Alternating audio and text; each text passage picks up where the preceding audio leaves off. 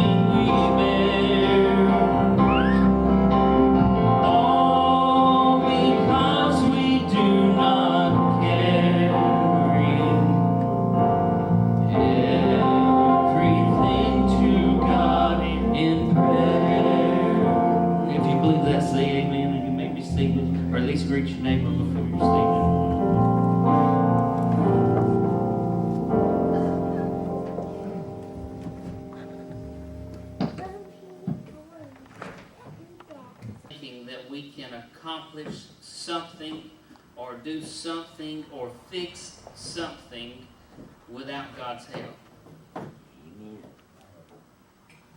He's come to help us. Amen?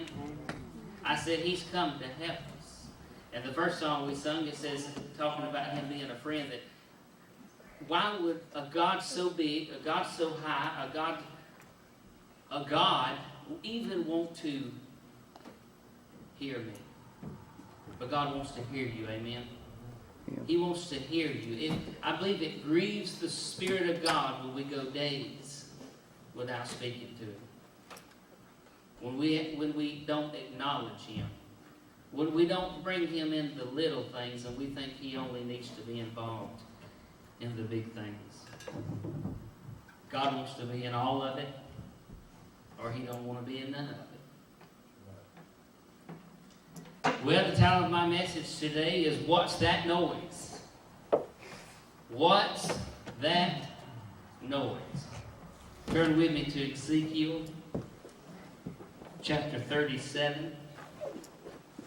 If you've been in the church any length of time, you've heard this preached sometime or another, but you've never heard me preach it.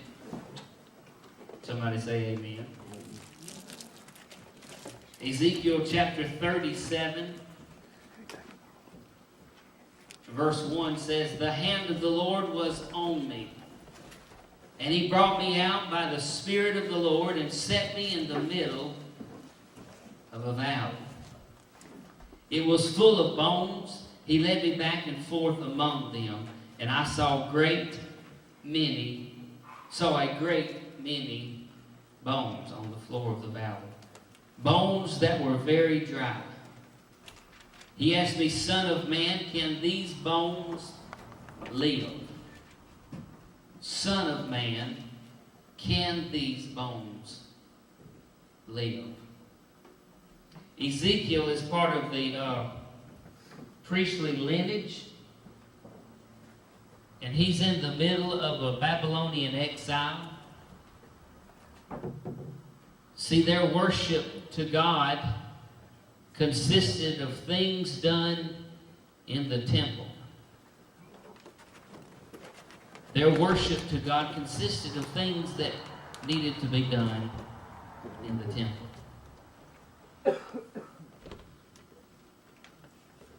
Ezekiel finds himself in the middle or in one part of the 70-year Jewish captivity in 597. And that's a long time ago. But he finds himself separated from the temple. The temple was destroyed. And if you read much in the Old Testament, a lot of things was done in the temple that you just didn't do elsewhere. So to him, worship had kind of ceased to exist, if you will. But it says, the hand of the Lord was on me, and He brought me out by the Spirit of the Lord and set me in the middle of the valley. Now, have you ever been in a place with God, things didn't go right, things didn't look right? Even I come out today and I look at the pews, and I hate seeing green.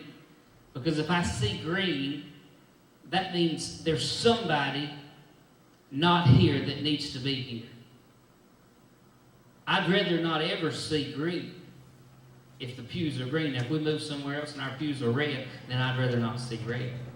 But I'd rather see the house full. But we begin to look at our circumstances, and we begin to look around on us, and we get a downcast spirit. We get a downcast attitude when we start to do something. And it talks about, Ezekiel says, the hand of the Lord was upon him. He brought me out by the Spirit. Have you ever had the Lord to bring you out for just a moment? I believe He was in the Spirit. I don't know for sure whether this was a vision or whether this was a dream. Some theologians, you can help me figure that out. Never take what the preacher says for the whole truth, but study for yourself, because I can only give you what I know. I can't give you what I don't know. So He takes him out and He sits him in the middle of a valley. and it was full of bones.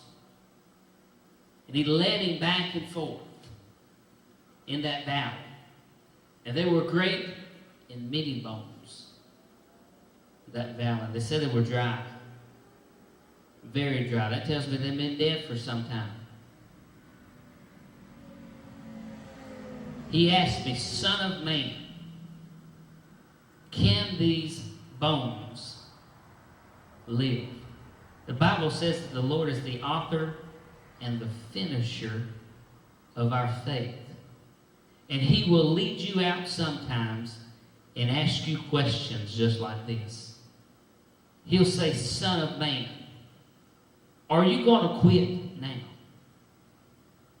Son of woman, what are you doing here when I told you to be there? He will have questions that He will ask you. Son of man, can these bones live? Can this circumstance change by what you see? Or is it by what you see that has anything to do with it all? Or is it by what I tell you in the midst of the trouble? He says, I said, Sovereign Lord, you alone know. I think Ezekiel kind of went around the question for a moment and give the best answer that he knew.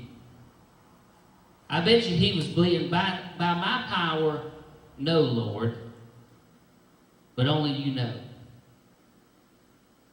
For the Bible says, not by might, not by power, but by my Spirit, says the Lord.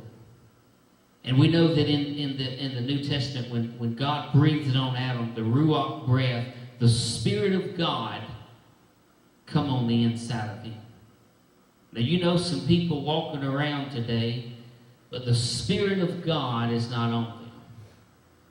They don't have the Ruach or the breath of God on the inside of them. The Spirit of God is the only thing that gives us life.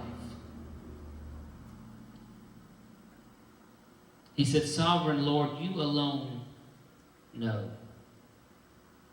Then he said to me, prophesy to these bones and say to them, dry bones, hear the word of the Lord.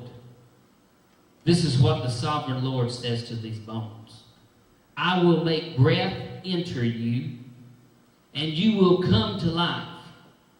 I will attach tendons to you and make flesh come upon you and cover you with skin. I will put breath in you, and you will come to life. Then you will know that I am the Lord God.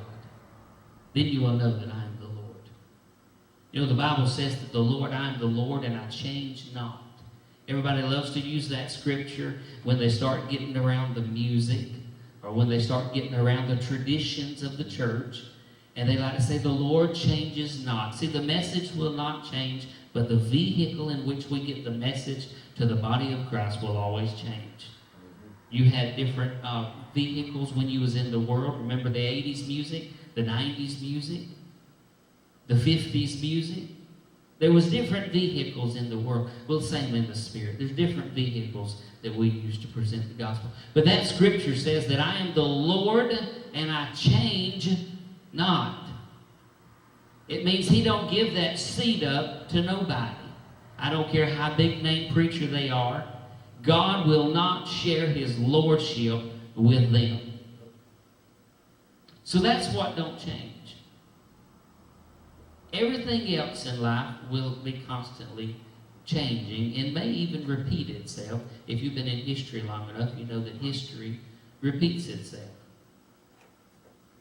I could probably go into some of your clothes closets right now and pull out some things that were in style, but maybe you've not bought a piece of garment in quite some time because history repeats itself.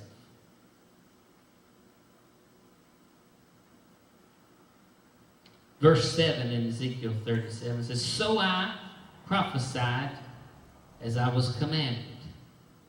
And as I was prophesying, there was a noise, a rattling sound. And the bones came together, bone to bone. I looked, and tendons and flesh appeared on them, and skin covered them, but there was no breath in them. Somebody say amen. There's some people that's got some muscles, they've got some tendons, the body looks all intact, but there's no breath of God. Yep. Just get around them long enough and listen to them. Listen to their conversations. Listen to the things that they say. Listen to their breath. We talked about last week that when you begin to breathe, see, sometimes these microphones will pick it up because there's breath coming out when we speak. But it's not so much even the breath, but it's the content of what content is coming out. See, it's not what's in the heart of a man that defiles him, it's what comes out of the mouth. You get around somebody long enough and you'll know where they stand, how much faith they've got, where their Christian walk is. You can gauge that. You can be fruit inspectors. And a lot of folks say, oh, you can't judge me. You can't judge me. No, I'm not doing the judging, honey. God told me to preach the gospel. And when the gospel shows you error, then it's up to you to do the changing. We can't judge.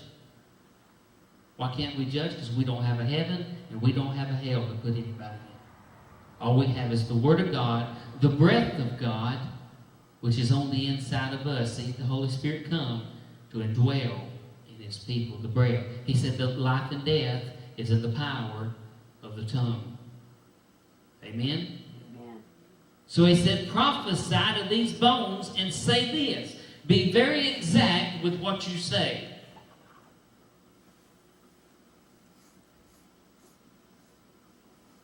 Tell these bones to come together. Tell tendons to come on those bones. Tell muscles to form. Be very exact.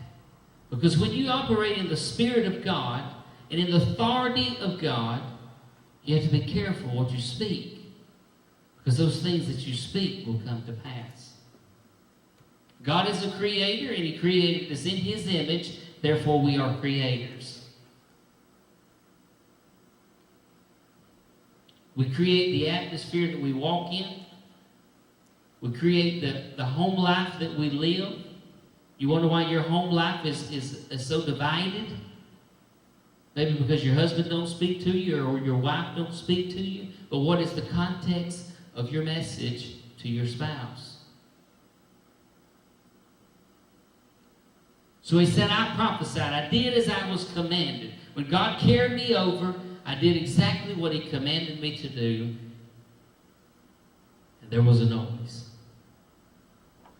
What Ezekiel began to prophesy began to happen. The bones began to rattle. They began to come together. They began to form, but yet there was still no life.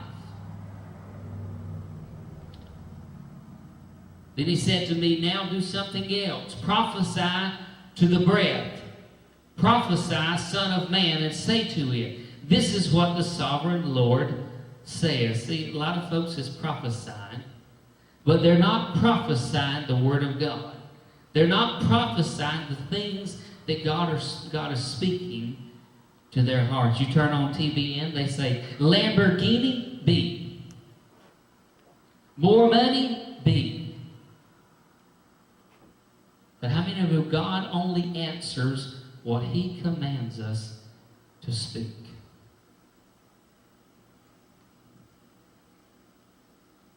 It says, prophesy to the breath, prophesy, Son of Man, and say, this is what the sovereign Lord says. Come, breath, from the four winds, and breath in these slain, that they may live. Jesus said that I come that you might have life, which is breath, in Him. I've come that you might have life and more abundantly. I come that you might have life and liberty and freedom from the chains of this world. If you don't have the life of God, you're bound.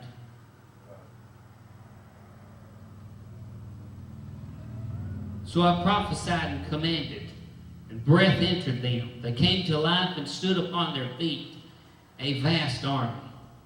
Then he said to me, Son of man, these bones are the people of Israel.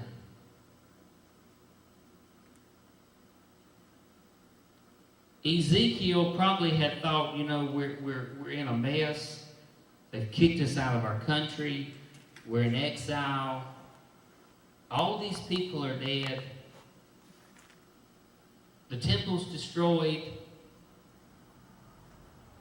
Israel is no longer.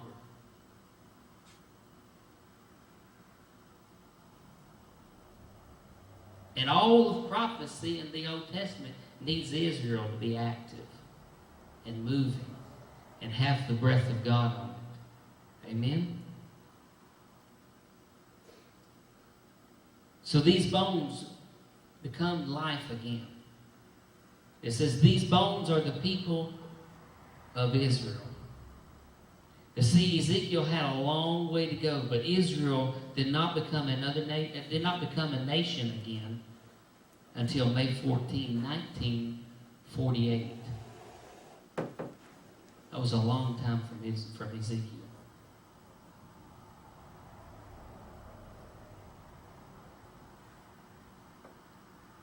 They say, O bones are dried up, and our hope is gone. We are cut off. Therefore prophesy and say to them, this is what the sovereign Lord says. My people, I am going to open your graves and bring you up from them. I will bring you back into the land of Israel. Then you, my people, will know that I am the Lord when I open your graves and bring you up from them. I will put my spirit in you, and you will live, and I will settle you in your own land. Then you will know that I am the Lord, that the Lord has spoken, and I have done it, declares the Lord. See, God give them that land. Nobody can take land from you that God has given you. Nobody can take the breath of God out of you if they didn't give it to you. Somebody say amen.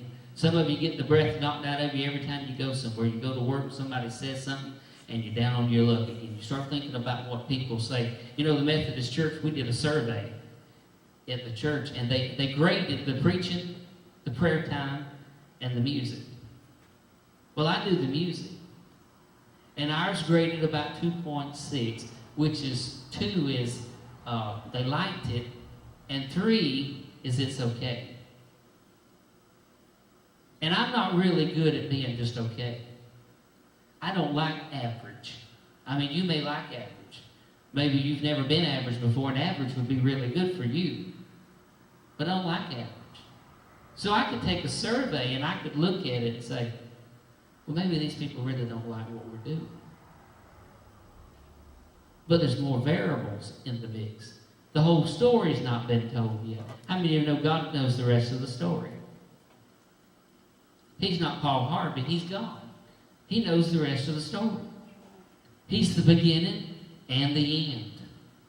If you need a beginning, he'll give you a beginning. He gives us 24 hours every day, we get a new beginning. If you need an ending, he'll give you an ending. Oh, yeah. There's some things that I say, Lord, this has got to stop. This has got to end.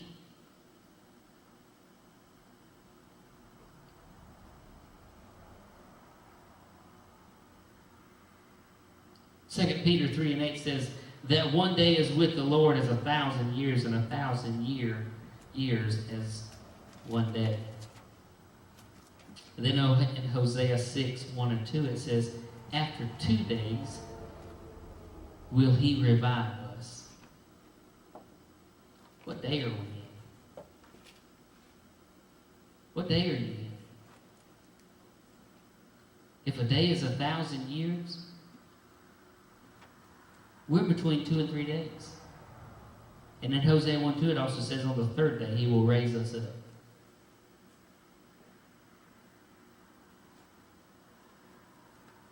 He'll raise us up. And I won't get into theological debate on whether he's coming at the beginning or the middle or the end of tribulation. I prefer the beginning, but He's never pulled me out of the whole mess.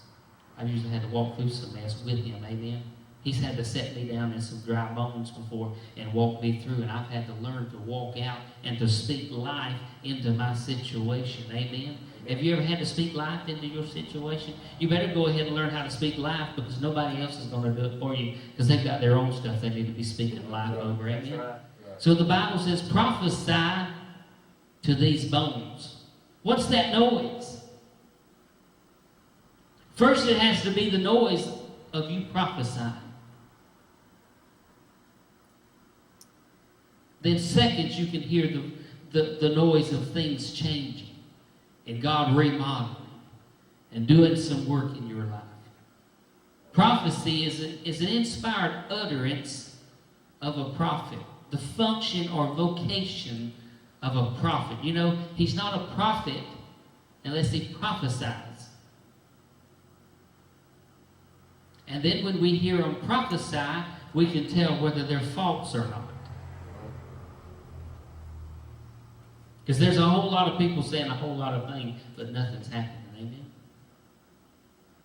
I don't want to be one of those that just speak, but nothing happens. Prophecy is a prediction of something to come. Ezekiel had to prophesy to a dead situation where there looked like no hope, and with just only Ezekiel, there was no hope. But the word of the Lord, when it comes on the scene, it changes everything. When God shows up on the scene, when he comes, he brings breath, he brings life, and everything that's around him and in his grasp goes back to its original intent. It has to go back to its original intent. How do you think when people come to the house of God, there's sometimes people come up and they get prayed for and they're not healed? I don't have the answer to that. However, I do know that there are times when God shows up miraculously. He shows up on the scene and people are healed. Things have to change. Now see, it's not just me that gets God here. But it's the whole body of Christ that gets God here. It's the whole house. It's the whole atmosphere. That's the reason when people are disgruntled, it's best they leave. Because there's not one accord. There's not that connection that will cause God to want to show up. God don't show up for church splits. I've never seen him at one. And I've been to one before. And he's never showed up.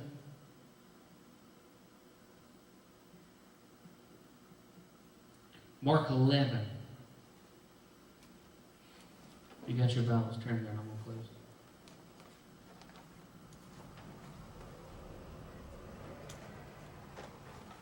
Mark chapter 11.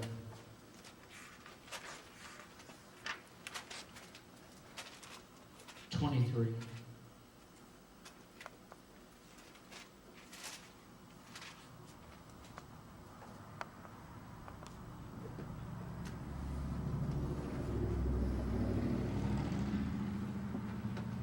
Verse 23 says, "For assuredly I say to you, whoever says to this mountain, be removed and be cast into the sea, and does not doubt in his heart, but believes that those things he says will be done, he will have whatever he says. Therefore I say to you, whatsoever things you ask when you pray, believe that you receive them, and you will have them." I want to read that one more time. "For assuredly I say to you, whosoever says to this mountain, be removed and be cast into the sea, and does not doubt in his heart, but believes that those things he says will be done, he will have whatever he says. Therefore I say to you, whatsoever things you ask when you pray, believe that you receive them, and you will have them. Whosoever says whatever he says, whatever he asks in prayer. You know, I'm not real big on the all-night prayer meetings, although I believe in prayer. But the Bible talks more about us saying than it does praying. There's some things that don't need prayer. God has already answered it in His Word. We come and say, Lord, I want more of you. Fill me up, Lord. And we pray that. And God says, if you seek me with all of your heart, you shall find me. The only time you're going to get more of God is when you find me.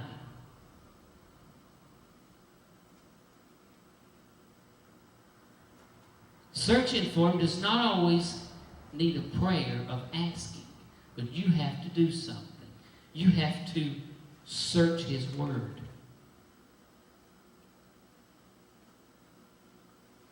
For those of us that are wrapped up in so much worship, and we do more singing and celebrating than we do in the Word of God,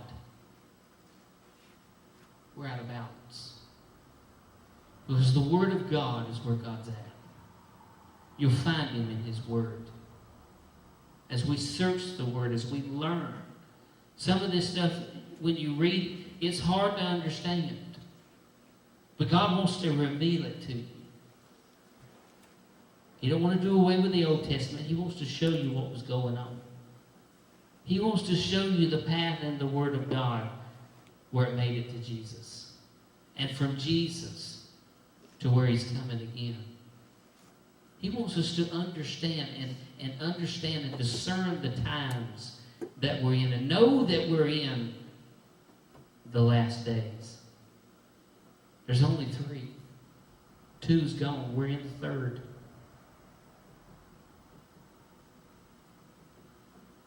And for different people, they think they know when the 3rd's going to end. And the one that said Jesus was coming back is now dead and gone.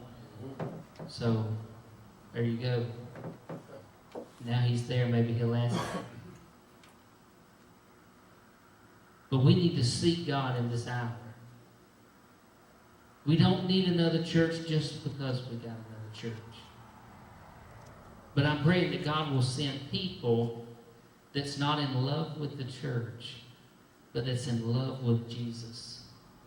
I want this house full of people that's in love with Jesus. Not the building, not in love with me, not in love with the programs, but that's in love with God, that can be like Ezekiel